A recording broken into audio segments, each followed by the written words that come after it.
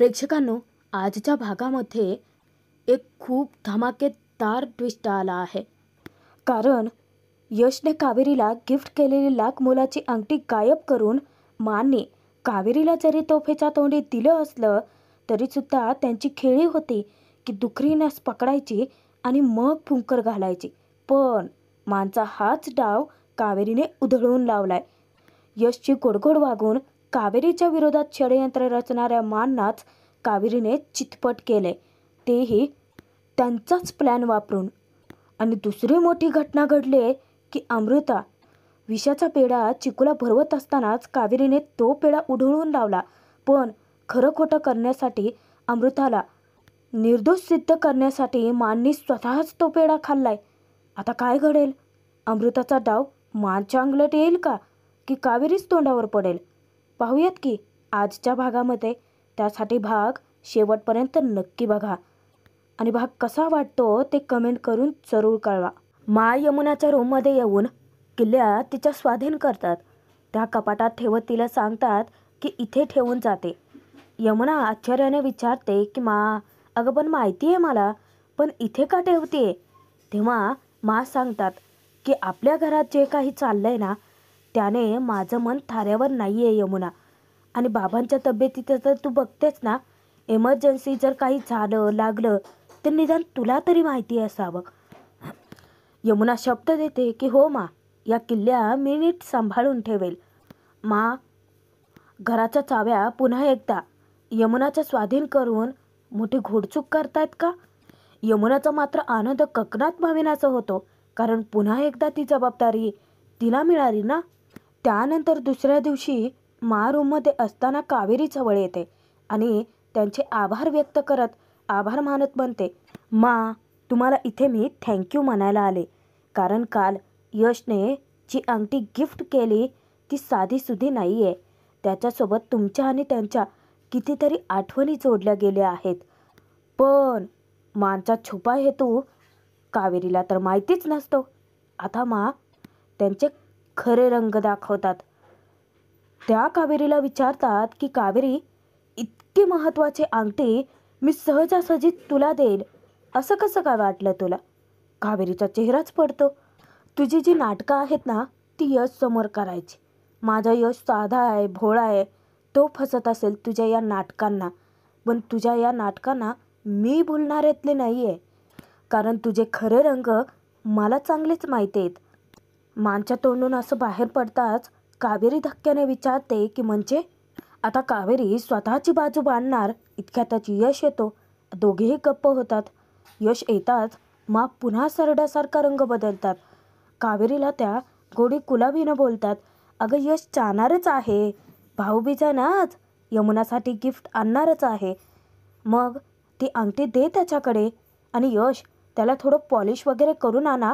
काय आहे ना कावेरी, अगं ती अंगठी त्याच्या लहानपणीची आहे, त्यामुळे पॉलिश वगैरे करून आणावी लागेल. आणि एकदा बोटामध्ये घालून बघा, म्हणजे किती घट्ट सैल ठेवायची कळेल ना त्याला. कावेरी शॉक होऊन मानकडे पाहतच राहते. मा कावेरीला तिच्या रूममधून अंगठी घेऊन यायला सांगतात. कावेरी जाते, पण मूर्खासारखं चेक न करता ती तसाच बॉक्स घेऊन मानकडे येते. येता क्षणी मा सांगतात की दे त्याच्याकडे अंगठी. आणि हो, आधी ती बोटात घालून बघ बरं, म्हणजे कळेल की किती सैल ठेवायचे आहे ते. आता कावेरी तो बॉक्स उघडते, पण त्यामध्ये अंगठी नसतेच. कावेरीला धक्का बसतो. यश विचारतो की कावेरी काय झालं? त्यावर कावेरी फक्त तो रिकामा बॉक्स दाखवते आणि मा यशला सुद्धा धक्का बसतो. पण इथे सगळं करून सवरून मा मात्र नामानिराळी राहतात. आणि तोफेच्या तोंडी कोणी येतं तर कावेरी. यश तिच्यावरती इतका भडकतो की कावेरी काय आहे हे? अहो काल दिली होती मी तुम्हाला अंगठी आणि आज अचानक गायबही झाली. तुम्हाला लक्षात येत आहे का? माने मला दिलेलं पहिलं गिफ्ट होतं ते. असं कसं काय हरवलं? खरंच कावेरीसुद्धा खूप मूर्ख आहे ना. घरात एवढे आपल्या विरोधात शत्रू आहेत म्हटल्यानंतर इतकंही गाफील राहून चालायचं नव्हतं. कावेरीचं मन इतकं सैरभैर होतं, तिला काही कळेनासच होतं. अंगठी तर तिथेच ठेवली होती, मग गायब कशी झाली? ती तिचं कपाट चेक करते. यश मा दोघेही तिच्या सोबत असतात. यश तर इतका वैतागतो, डोक्यालाच हात लावतो आणि मा खोटं खोटं सांत्वन करतात. यश इतका चिडतो कावेरीवरती, रागात असतो, निघून चाललेला असतोच. आता कावेरी समजावेल ना यशला, पण नाही, जिथे तिथे मान नाना खुपसायचंच असतं. कावेरीला सांगतात की तू थांब, मी यशला समजावते. आधी दुखऱ्या नसेवर पाय द्यायचा आणि मग फुंकर मारण्याची नाटकं करायची. मा अगदी तेच वागतात. येऊन यशचं सांत्वन करतात, त्याची समजूत काय घालतात की यश, अरे मला कळतंय की ती अंगठी हरवलंय म्हणूनच तुला खूप टेन्शन आले. अरे पण म्हणजे तू मानतोस ना की आपल्या जोडलेल्या नात्याचं पहिलं गिफ्ट, पहिलं प्रतीक होतं ते. अरे पण ती अंगठी नाहीच सापडली तर आपलं नातं तुटणार आहे का? इतकंही तकलादू नाही आहे आपलं नातं. आणि सणासुदीच्या दिवशी कावेरीवरती रागू नकोस. हे बघ, वेंधळपणा झालाय तिच्याकडून, पण ती बेजबाबदार नक्कीच नाही आहे. कावेरी पुन्हा शॉक होते. विजेचा झटका लागल्यासारखी मानकडे पाहतच राहते. का? कारण कावेरीला वागणंच उमगत नाही आहे माचं. एकीकडे जखम द्यायची आणि दुसरीकडे फुंकर मारण्याची नाटकं करायची. या सगळ्या प्रकरणात मा फक्त स्वतःलाच दोषी समजतात. यशचं प्रेम स्वतःच्या हातात असं काबीज करून ठेवायचं आहे ना त्यांना. त्या सांगतात की खरं तर चूक माझीच आहे, कारण मी तिच्या मापाची अंगठी आधीच बनवून घ्यायला हवी होती. यशला वाईट वाटतं.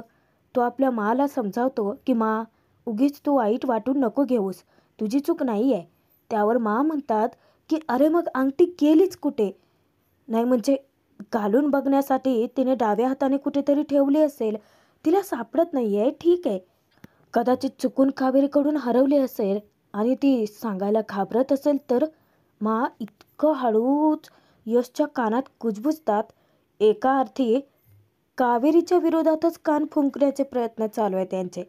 यश तिच्यावरती भडकतो आणि कावेरीला विचारतो, कावेरी, मला खरं खरं सांगा की ती अंगठी तुम्ही कुठे ठेवली आहेत? तुमच्याकडून हरवली असेल तर तसंही सांगा, मी काहीच बोलणार नाही आहे तुम्हाला. त्यावर कावेरी वैतागून रडकुंडीला येऊन सांगते की यश, अहो मी का खोटं बोलेन तुमच्याशी? मी ती अंगठी काढलीच नव्हती त्याच्यातून. पुन्हा यश तिच्यावरती भडकतो. पुन्हा मा मध्येच ना खुपसतात. मायेचा उमाळा येतो ना त्यांना. यश, हे बघ, ती साधीसुधी अंगठी आहे, त्यामुळे उगाचच तुमच्या नवरा बायकोच्या नात्यात वाद नको. हे बघ बाळा, चूक झाली असेल कावेरीकडून, पण शेवटी माणूसच चुकतो ना रे. त्यावर यश रागाने तेथून निघूनच जातो. त्याला हे काही पटलेलंच नसतं. माने चांगलाच भडका उडवलाय. म्हणजे ठिणगी अशी टाकली आहे की ती कोणी टाकली कळताच कामा नये. यश चाताक्षणी कावेरीकडे हसून बघत त्या भुवया उंचावतात आणि तिथेच कावेरीला संशय येतो की या सगळ्या खेळाची सूत्रधार नक्कीच मा आहे. यश बाहेर मासोबतचा फोटो पाहत असतो आणि त्याच्या मनातला राग काही गेलेला नाही. इतक्यात कावेरी येते.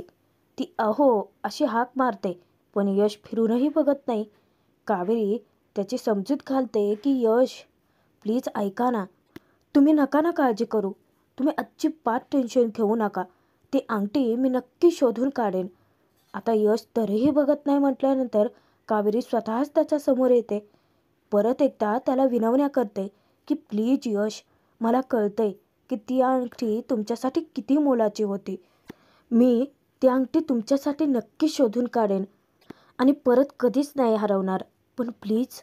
कावेरी चक्क हात जोडते आणि तिथेच यश पागळतो.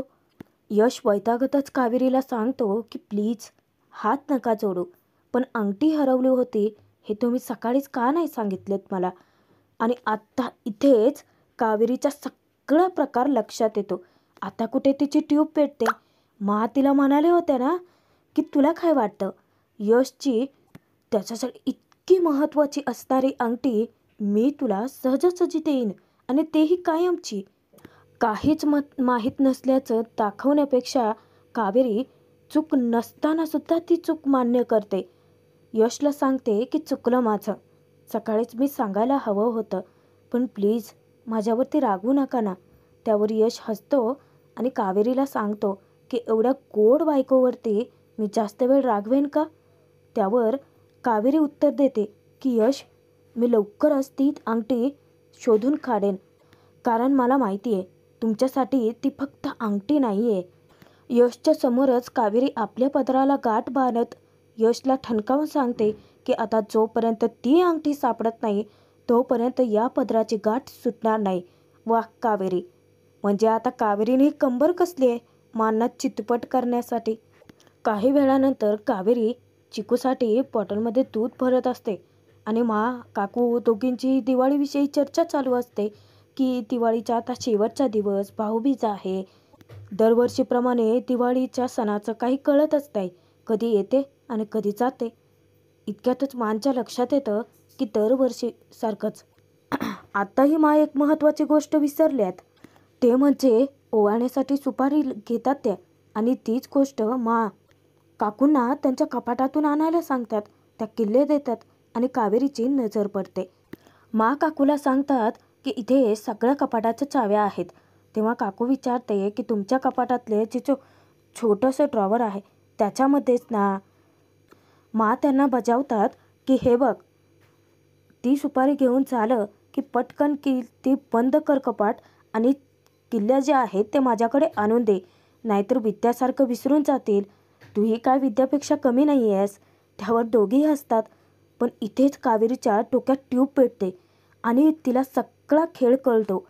म्हणजे यशच्या कपाटाची चावी माकडे सुद्धा आहे. म्हणजे मानेच ती अंगठी गायब केली.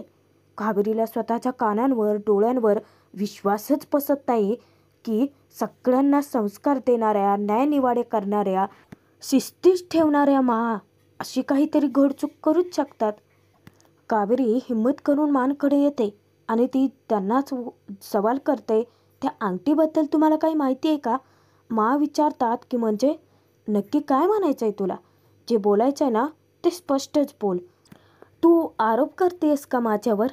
तुला जर आरोप करायचे असतील ना तर थेट कर, निदान तेवढं तरी धाडस दाखव. कावेरी चाचपडतच विचारते की नाही, म्हणजे ते घराच्या सगळ्या कपाटाच्या चाव्या तुमच्याकडे असतात ना, मग मला अंगठी द्यायची नाही म्हणून कदाचित ती फिरून फिरून त्या सवालाकडे येतेच आणि मांना ते सगळं उमगतं. त्यावर म्हणतात की आता कसं डायरेक्ट मुद्द्यावरती आलीस तर मी स्पष्टच तुला सांगते, तू कितीही अंगठी शोधलीस तरी ती तुला सापडणारच नाही. कावेरीला धक्का बसतो की असं वागू शकतात. पण स्वतःच्या तोंडूनच कबूल करतात की आधीची सुलक्षणा असती तर कदाचित अशी नसती वागली. पण आता मी माझी सगळी तत्व फक्त तुझ्यासाठी बाजूला ठेवली आहेत. समोरचा आपल्याशी कसाही वागला तरी आपली तत्व आपण कवटाळूनच बसायचं. इतके दिवस हीच माझी चूक मला नडली आणि म्हणूनच माझा यश तुझ्यासारख्या मुलीच्या तावडीत आला. पण आता मी माझी सगळी तत्व बाजूला सारलेत आणि माझ्या यशला तुझ्या तावडीतून मी सोडवणारच. ठणकावून सांगतात. स्वतःच्या तोंडूनच गुन्हा कबूल करतात की तुझ्या कपाटातून मीच अंगठी काढली. आता जाऊन सांग माझ्या यशला की खरे गुन्हेगार मीच आहे ते. काय ना कावेरी, साम दाम दंडभेद आता काहीही वापरावं लागलं तरी ते मी वापरेन आणि माझ्या यशच्या आयुष्यातून तुला दूर करणार म्हणजे करणारच. आता कावेरीलाच चॅलेंज केलं. कावेरीला जबरदस्त झटकाच बसतो मानचं चॅलेंज ऐकून. आता थोड्या वेळाने हॉलमध्ये यमुना लिस्ट बनवत असते. अमृता येऊन विचारते की काय करते. त्यावर यमुना उत्तर देते की मी प्रॉपर लिस्ट बनवते की यावर्षी भाऊबीजेला मी माझ्या भावाकडून काय घेणार आहे. म्हणजे यशकडून मी कानातलं घेणार आहे आणि समजा तर तो नाही देऊ शकला, म्हणजे विसरला, तर मग मी त्याच्याकडे पैसे मागेन आणि उदयदादाकडून म्हणजे तुझ्या नवऱ्याकडून मी मोठं महागडं गिफ्ट घेणार आहे. ती विचार करून सांगते की टायमरचं काहीतरी. अमृता विचारते की पण असं का? त्यावर यमुना हसत उत्तर देते, कारण 2 वर्ष भाऊबीजेला नव्हता ना तो, आता मस्त फाडणार आहे मी त्याला. ती फक्त दोघांचाच उल्लेख करते आणि अमृता मुद्दामच संदीपचा अपमान करायचे ठरवते. ती विचारते आणि संदीप दादाकडून काय घेणार आहे. त्यावर यमुना खरंच अपमान करत उत्तर देते की संदीप दादा तो काय देणार आहे, दरवर्षीसारखा 501 रुपये पाकिटात टाकून देईल, दुसरं काय करू शकतो. त्यावर मांना इतका राग येतो. त्या संतप्तात यमुनावरती. यमुनाची चांगलीच शाळा घेतात. त्या विचारतात की ओवाळणी ही ओवाळणी असते, काय दिलं किती दिलं हे बघायचं नसतं यमुना. आणि काय ग, एका घरात वाढलात ना तुम्ही भावंड, मग एकमेकात भेदभाव कसला करतेस. आता अमृताला मात्र उकळं फुटतात आनंदाच्या. संदीपने दिलेला ₹1.25 जरी असला ना तर तो गुपचूप स्वीकार. तटावत असताना अचानक कावेरी यशला मोठ्याने हाका मारतच तिथे येते. आता कोणाला काहीच कळेनासं होतं. यशही घाबरून धावत घरात येतो. तेव्हाच कावेरी त्याला आनंदाची बातमी देते, जो की आनंद मानसाठी धक्कादायक ठरतो. कारण कावेरी यशला सांगते की ही बघा अंगठी सापडली, आणि मानच्या चेहराच कोरामोरा होतो. यशला इतका आनंद होतो. कावेरी सांगते की कपाटात ठेवताना चुकून खाली पडली होती. सॉरी. यश हातात अंगठी घेत आनंदाने विचारतो, थँक्यू कावेरी. तेव्हा कावेरी सांगते की यश, ही अंगठी ना तुम्हीच घाला, तशी ही माझी योग्यता नाहीच आहे. आता मानना खोटं चेहऱ्यावर हसू तर आणावं लागेल ना. बाकी सगळ्यांच्या थोबाडावर 12 तर वाजलेल्या आहेतच. यश कावेरीला सांगतो की नाही, ही अंगठी तुम्हीच घाला, आणि तसंही आता पदराला बांधलेली गाठ आहे ना ती सोडा. कावेरी स्वतःच्या पदराची गाठ सोडतच असते. थोडंसं लाजल्यासारखं होतं तिला, कारण घरातले सगळेच जण तिथे उपस्थित असतात ना. त्यानंतर यश अचानक कावेरीचा पदर धरतो आणि तो गाठही सोडतो. त्यासोबत त्या पदरातून एक दोरा धागा बाहेर काढतो. आता कावेरीला कळत नसतं की नक्की काय करतो यश. पण मानना मात्र एक प्रश्न सतावतो या, की कावेरीने मानच्या कपाटातली अंगठी गायब कशी काय केले.